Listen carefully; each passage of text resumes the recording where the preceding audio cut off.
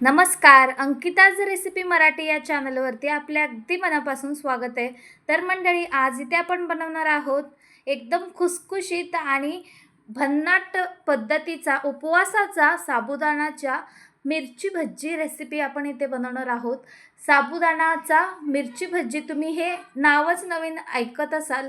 असा हा एकदम झटपट आणि एकदम झणझणीत मिरची भज्जी, उपवासाची मिरची भजी कशी बनवायची आपण स्टेप बाय स्टेप फॉलो करूया. एकही स्टेप न मिस करता संपूर्ण रेसिपी पाहूया. चला तर, सगळ्यात आधी आपण साबुदाणा घ्यायचे. भिजवलेला आहे, रात्रभर साबुदाणा भिजवून घेतलेला आहे. आपण ही रेसिपी सकाळी बनवत आहोत उपवासाच्या दिवशी. जर तुमचा कोणताही उपवास असो त्यावेळेस तुम्ही ही भजी बनवू शकता, किंवा ह्या पावसाळ्यामध्ये तुम्हाला जरा काय खावंसं वाटत असेल तर तुम्ही हे बनवू शकता. तर पहा, आता साबुदाण्यामध्ये आपण ओबडधबड कुटलेली शेंगदाणे ठेचून घेतलेले आहेत, ते आपण यामध्ये घालून घेतलेले आहेत. आणि थोडंसं आपण मिरचीचा ठेचा यामध्ये घालून घेतलेला आहे. आणि 3 बटाटे आपण शिजवून घेतलेले आहेत, त्याची साल देखील आपण काढून घेतलेली आहे. त्याचा एक असा पेस्ट करून घ्यायचा आहे. 3 बटाटे आपण इथे घेतलेले आहेत, त्याचा एकदम बारीक असा पेस्ट करून घ्यायचा आहे. जास्त जाड असा नाही ठेवायचा आहे. आता आपण यामध्ये चवीनुसार मीठ घालून घ्यायचं. अगदी झटपट आणि पटकन चविष्ट रेसिपी तयार होते मंडळी. एकदम थोडंसं झणझणीत ठेवण्यासाठी थोडा मिरचीचा ठेचा जास्तच ठेवा. एकदम झणझणीत होतात मंडळी. तुम्ही ही अशी उपवासाची साबुदाणाची भजी कधी खाल्लात का? खाल्ला नसाल तर ही रेसिपी एकही स्टेप न मिस करता संपूर्ण पहा. आणि रेसिपी आवडल्यास लाईक, शेअर, सबस्क्राईब करायला विसरू नका. बेल आयकॉनला क्लिक करा, जेणेकरून नवनवीन रेसिपीज तुमच्यापर्यंत पोहोचतील. तर मंडळी, पाहू शकता या पद्धतीचा आपण हे सगळं मिश्रण एकजीव करून घ्यायचं आहे. आपल्याला 1 ते 2 मिनटासाठी संपूर्ण मिश्रण आपण एकजीव करून घ्यायचं आहे. आता आपल्याला 5 मिनिट रेस्ट करायला होऊन द्यायचं आहे. यामध्ये आपल्याला अजिबात पाणी वगैरे वापरायचं नाही. या पद्धतीचा आपला हा बॅटर तयार असायला पाहिजे. आता आपण इथे मिरची घेऊयात. मिरची भाजी बनवण्यासाठी आपण इथे मिरची घेतलेली आहोत. मिरचीला आपण चिरा पाडून घ्यायचेत. तर इथे आपण थोड्या मिरची घेतलेल्या आहेत, त्यामध्ये आपण मीठ भरून घ्यायचं आहे. जर तुम्हाला आवडत असल्यास थोडंसं शेंगदाण्याचं कूट आणि मीठ हे दोन्हीही भरू शकता, पण इथे मी मीठ भरून घेते. एकदम झणझणीत होतात मंडळी. तुम्हीही एकदा ना एकदा नक्की ट्राय करा उपवासाच्या दिवशी, किंवा केव्हाही तुम्हाला सहज पावसाळ्यात काहीतरी गरमागरम खावंसं वाटत असेल त्यावेळेस तुम्ही ही रेसिपी नक्की ट्राय करू शकता मंडळी. पहा, या पद्धतीने आपण संपूर्ण मिरचीमध्ये मीठ भरून घेणार आहोत. तर सगळ्या मिरचीमध्ये मीठ भरून घेतलं की आपण लगेचच मिरची भजी बनवायला घ्यायची आहे. तर मंडळी, तुम्ही आमच्या चॅनलवर नवीनच असाल तर लाईक आणि सबस्क्राईब करायला विसरू नका. चला, आता आपण मिरची भजी बनवूयात. तर साबुदाणा हातामध्ये या पद्धतीने पसरवून घ्यायचं आहे. पाहू शकता, या पद्धतीने पसरवून घ्यायचं आहे आणि मिरची आतमध्ये घालून असा एक रोल करून घ्यायचं आहे. आतमध्ये मिरची घालायचं आहे आणि त्याची मिरचीचा देठ आपल्याला बाहेर ठेवायचं आहे.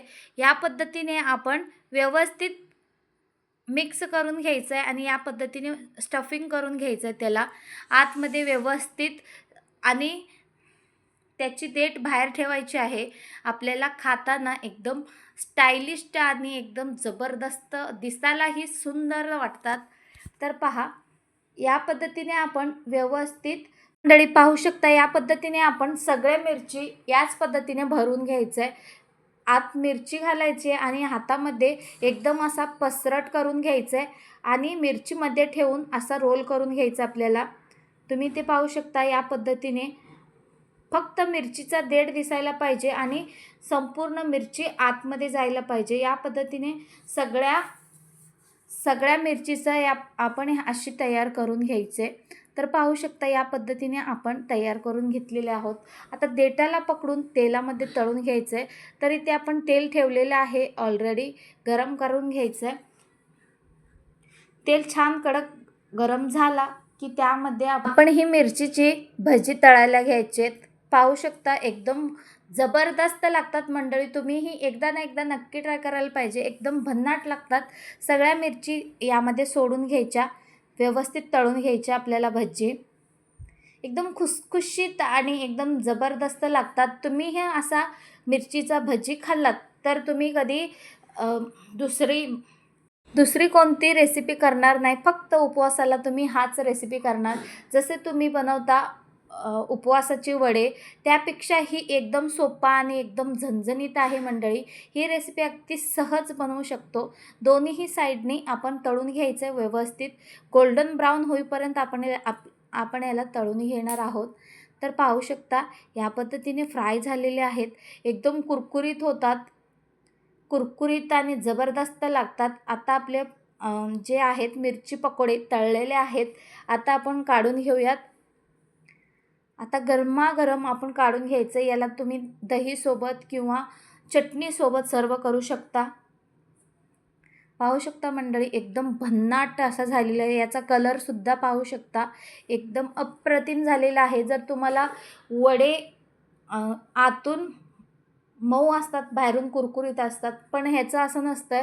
हे आतूनही कुरकुरीत आणि बाहेरूनही कुरकुरीत असतात आणि एकदम भन्नाट लागतात मंडळी. तर आता राहिलेले जे इतके पकोडे आहेत तेही आपण तळून घेऊयात. उपवासाचे पकोडे तुम्ही कधी खाल्ले असतील तरीही मला कमेंट करून कळवा मंडळी. आणि ही रेसिपी तुम्ही कोणत्या राज्यातून जिल्ह्यातून पाहताय तेही नक्की कमेंट करून कळवायला विसरू नका. अशाच नवनवीन रेसिपीसाठी पटकन लाईक आणि सबस्क्राईब करून घ्या. तर मंडळी पहा, या पद्धतीने आपण संपूर्ण उपवासाचे पकोडे तळून घेऊयात. तर पाहू शकता एकदम गोल्डन ब्राऊन झाला की आपण याही मिरची भजी काढून घेणार आहोत. तर पहा एकदम मस्त अशी फ्राय झालेली आहेत. मंडळी तुम्हाला ही उपवासाची मिरची भजी कशी वाटली नक्की कमेंट करा. आणि अशाच नवनवीन रेसिपीसाठी लाईक आणि सबस्क्राईब करा. आणि अशाच आमच्या सोलापूरच्या गावरान रेसिपीसाठी आपल्या चॅनलवर नक्की व्हिजिट करा. तिथे नवनवीन रेसिपीज आहेत आणि अस्सल सोलापुरी रेसिपी आहेत, तुम्हाला आवडतील. तर पहा या पद्धतीचा आपला हा उपवासाचा बोंडा इथे तयार झालेला आहे. आता आपण मस्त गरमागरम चटणीसोबत किंवा दहीसोबत सर्व करून घ्यायचं आहे.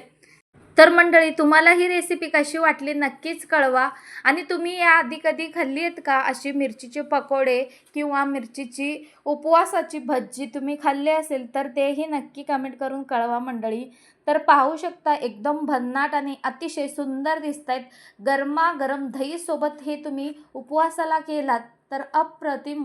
तर मंडळी व्हिडिओ शेवटपर्यंत पाहिल्याबद्दल धन्यवाद. भेटूयात अशाच एक नवीन रेसिपीसोबत. तोपर्यंत खात राहा, स्वस्त राहा. Bye bye.